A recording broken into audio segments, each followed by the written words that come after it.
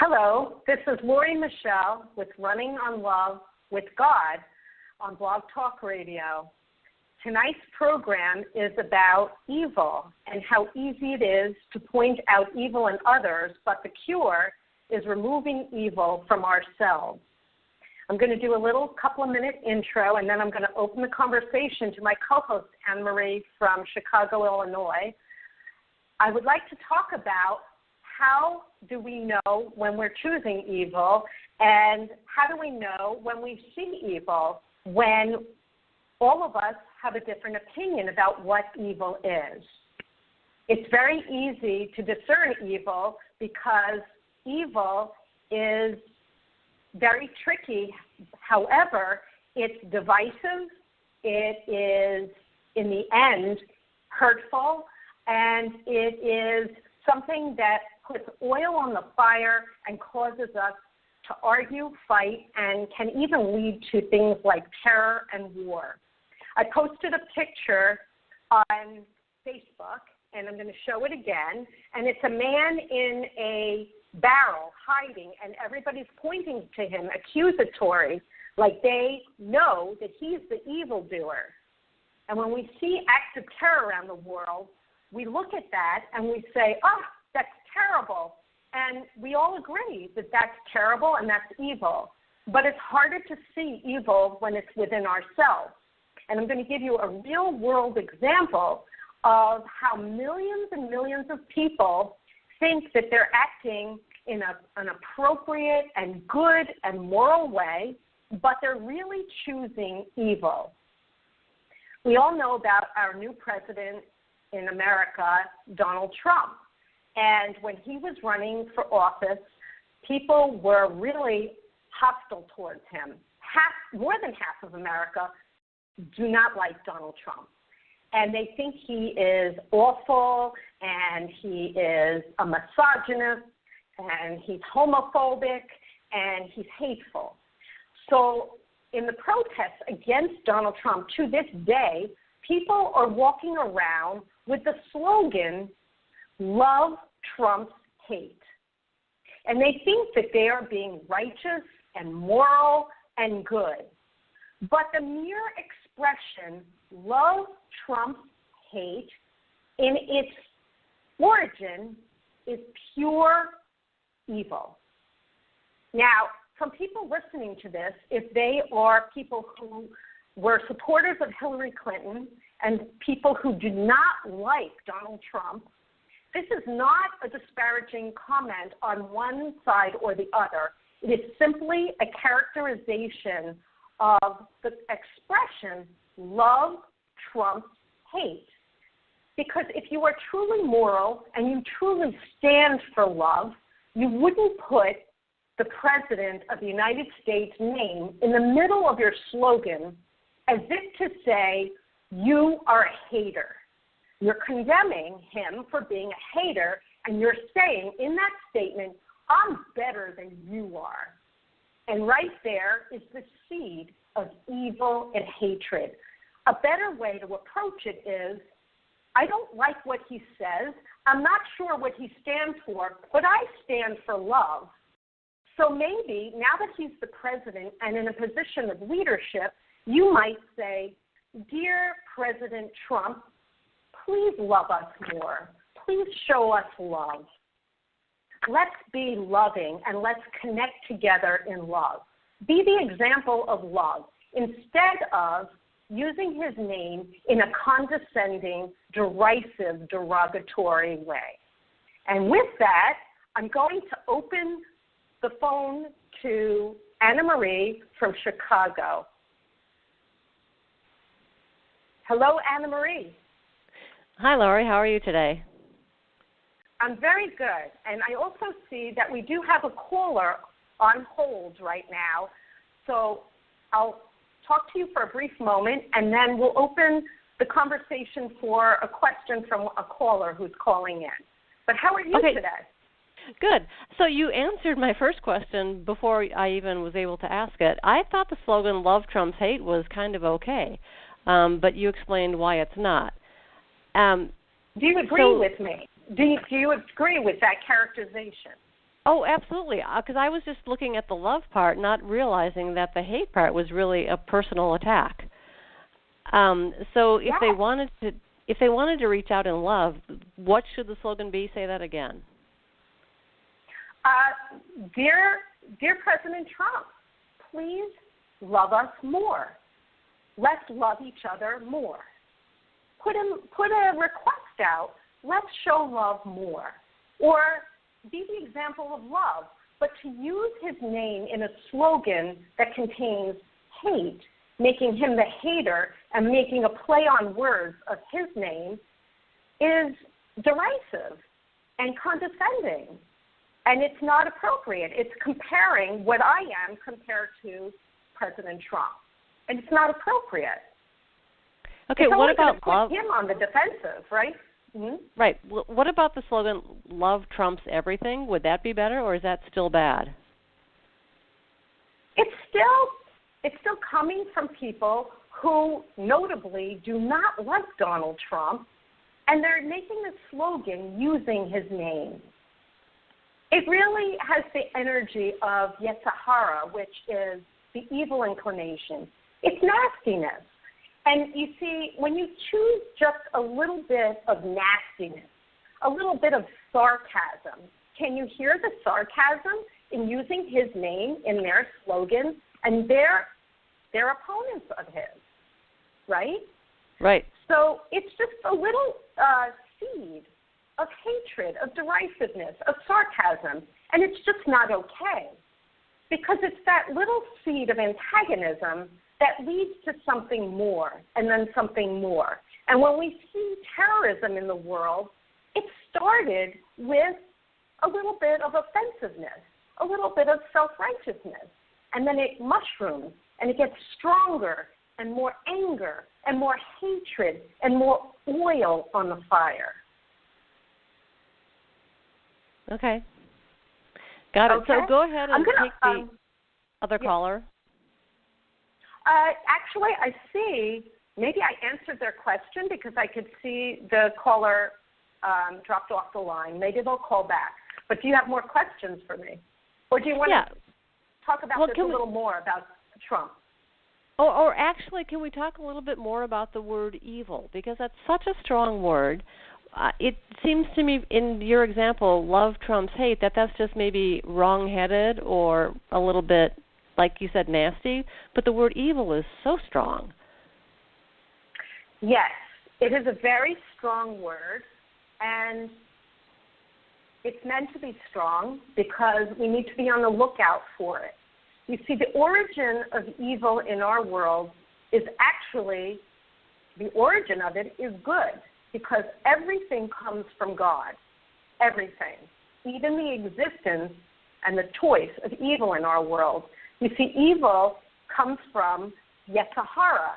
Yetzirah is a term in the Torah which is significant of evil, the evil inclination, the alternate choice from God himself.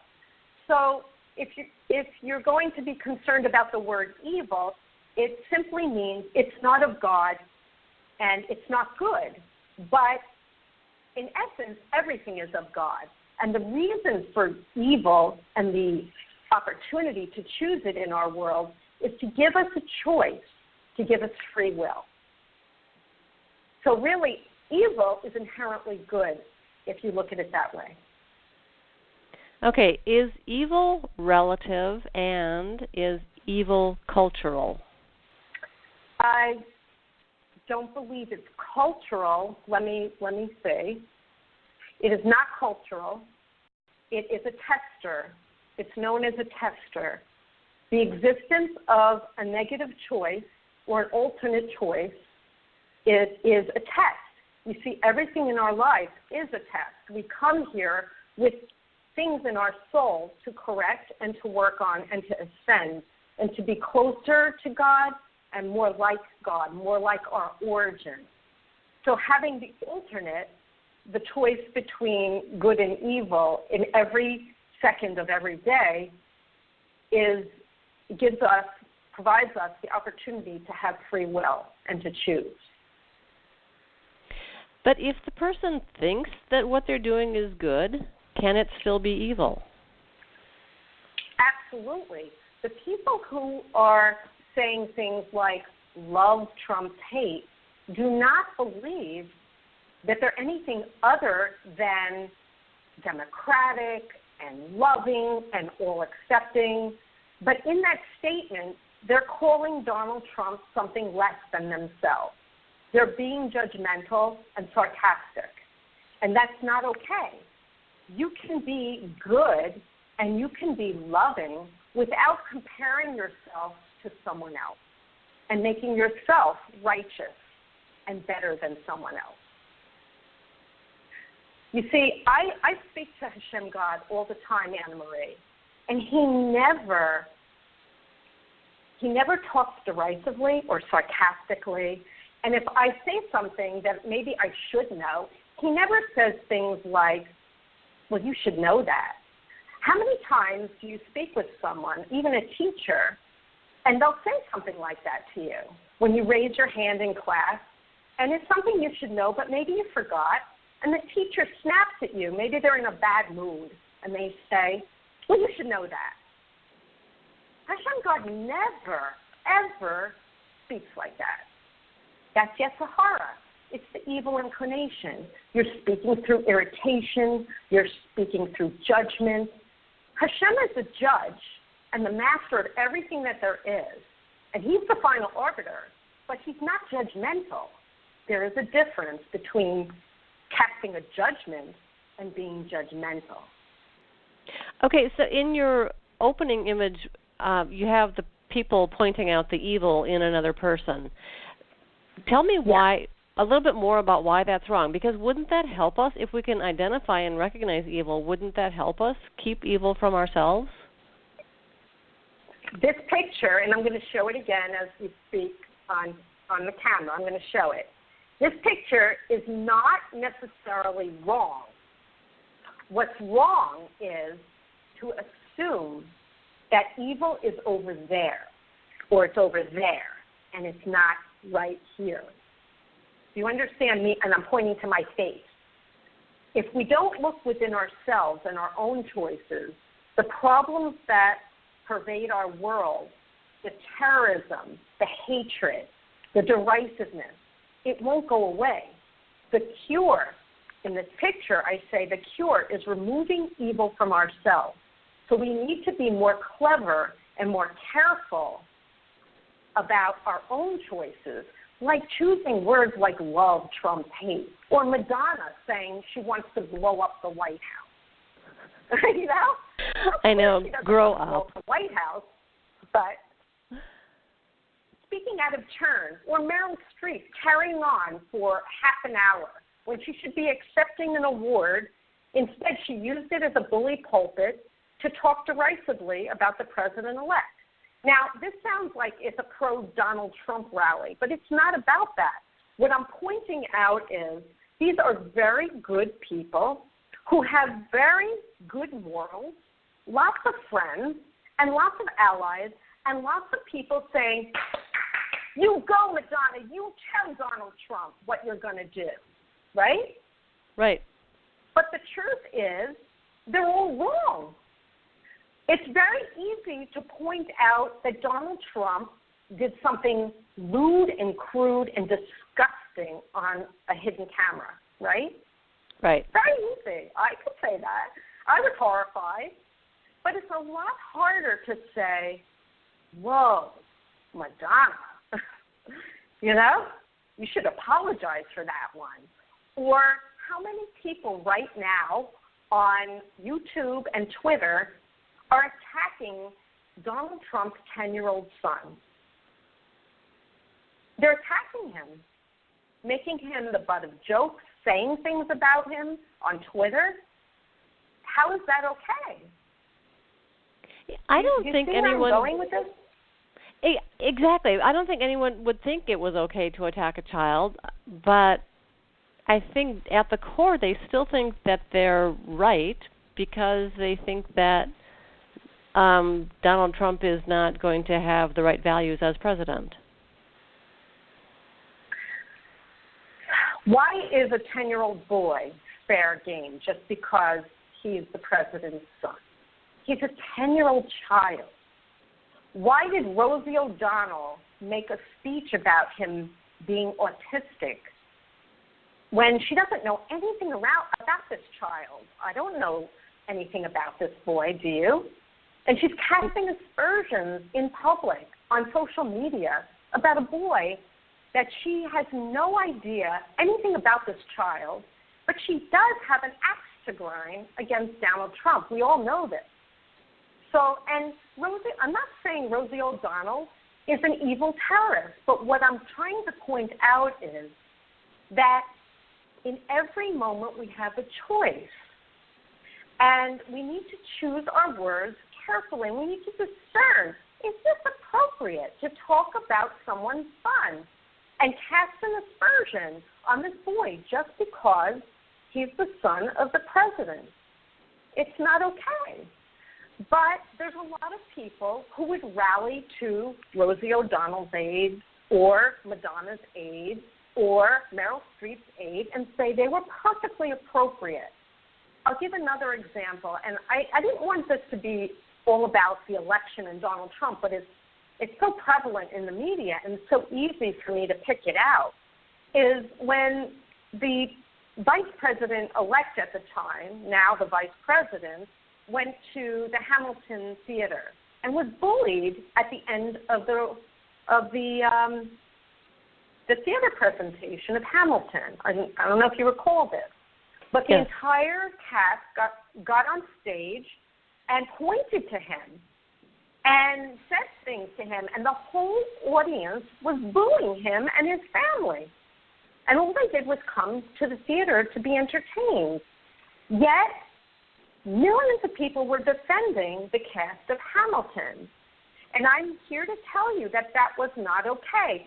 If the cast of Hamilton had an issue with the president or the vice president, they could have chosen to do it privately, invite him backstage, or call him and ask him for an appointment at his office, but not in an open theater where it was hostile against them. It was bullying, pure bullying. Okay, but isn't that really... What I'm saying, Anne-Marie, just to follow up, is there were a lot of people who defended that behavior. So it's very hard sometimes when you're so passionate about your opinions to see that you're choosing the very thing that you're against. Do you have any guidelines for how you can stop yourself from doing things like that? Because, like you said, when you are passionate about something, it's really easy to say harsh things about the other opinion. Yes. The best thing that you can do, and the thing that I do most often, is you think and you play it out and you put yourself in the other person's position, which is a very difficult thing to do when they're an opponent of yours or a rival of yours or someone who's doing hateful things to you. The golden rule is the best rule that was ever written: do unto others as you would have them do unto you. So you imagine, if you're the cast of Hamilton, that you're going to a theater or a play and the cast was gay people. And let's say they were going to a play put on by evangelical Christians who are dead set against homosexuality. Put yourself in that situation, and would you want the cast of the evangelical Christian theater group to point you out in the middle of a crowd and talk about you and your homosexuality and have the whole audience booing you for being a homosexual? It's the same thing. So I'm using that as an example, but the best thing to do is put yourself in the other person's shoes. Also, pause before you speak. Pause. Play it out. Don't accept the first thought that comes into your mind and let it come out of your mouth, especially if you're in the heat of passion and anger, never speak through anger, ever, because nothing good can come from it. Okay, so if you're Meryl Streep and you feel like you need to use your public platform to express something that you think is really important, how would you go about that? Good question. So she believes what she believes. Well, first of all, I have to say I don't think the form was correct. She was being honored. She was being honored for her career as an actress, and she used it to speak derisively about the president and his policies and how she felt about him. And it was really the wrong forum. But let's say she feels that she needs to use her power to speak for righteousness, and she stands for righteousness. Well, then speak for righteousness. I would have to pull apart her entire speech to show you where her speech and her way of being was condescending and wrong and derisive. You can be for something. You can be for love, but you don't have to be against someone or someone's behavior. Does that make sense? Am I being clear enough? It does make sense. So I guess it's the ad hominem attacks that people, they never make sense.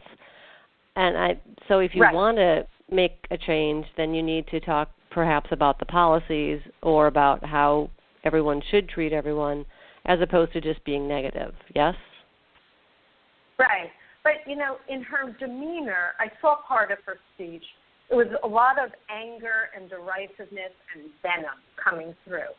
And one of the things we learned through Hashem, through Torah, through Jewish law, when it was passed down through Moses, is that anger is it creates a chasm where the evil inclination can seep in, and it feeds you negative ideas and dangerous speech. Like Madonna, she was very angry, very passionate, and she blurted out that she wanted to blow up the White House. Very dangerous to allow anger to rule your actions and make decisions and choose speech through anger. And it's also counterproductive because that didn't make her look good at all.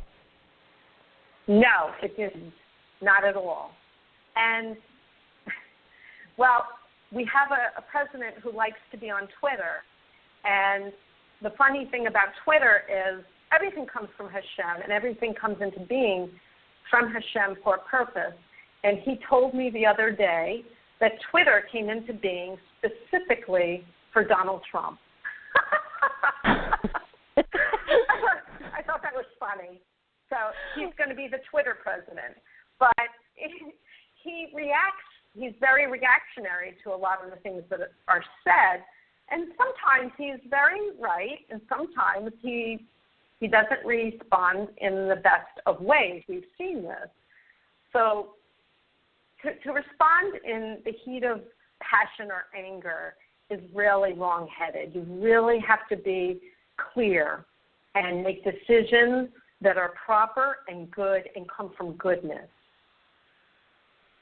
Okay, so it's come from both sides then. The reacting in anger. Oh, I'm not giving Donald Trump a free pass. No, we're all in this boat together. We're all in it together. Okay, so in terms of how the guidelines that I asked about earlier, just mostly think before we act and do not act in anger. Anger is very dangerous. In fact, I want to do an entire program about anger and how dangerous anger is and how we should let our anger go. That as soon as we feel it, we should do something, take a time out. You know how we put children in time out? Go sit down and calm them down, because nothing can come out of anger that's positive or good. Sometimes anger can feel empowering. So if you're depressed and someone's beating you up and bullying you and getting a little anger in you can strengthen you. But to act out of anger is wrongheaded. For example, if there's a terrorist and a terrorist is about to attack another innocent person, you don't kill the terrorist out of anger. You extinguish them and you neutralize the enemy, right? And let's take it away from being a human being, because every human being has a mother and a father and a brother and a sister, so it's very emotional. And one person's terrorist is another person's warrior, right? Right. Let's talk about animals. Let's talk about a rat, a vermin, rat. A rat crawls into your house, Anna Marie. You're not going to get angry at the rat and start beating it with your temper, right? You're going to say, oh, there's a rat. I'm going to kill the rat. And you kill the rat, and you're okay, get rid of the rat. But you didn't kill the rat out of venom and anger, and I hate you, rat, and you beat it to a pulp, and after it's dead, you beat it some more. No, you don't do that, right? But I hope not. I would probably scream and leave the house if a rat came in, but same sort of thing, and there wouldn't be anger. Me too. Okay, all right, a fly. A fly is a nuisance, and it's flying around your head, and so you go, and kill the fly. But you don't hate the fly. It's a nuisance, so you kill it, or you get a spray and you kill the fly. It doesn't get your temper and your ire up, and then you're complaining about the fly for 10 minutes later after you've killed it. Okay, so bring that back into the human world. Do terrorists find people who live differently to be annoying? Do they think that they're doing good by ridding the world of people who are not like them? Well, this is a very good point to bring up because we're coming to the end of the program.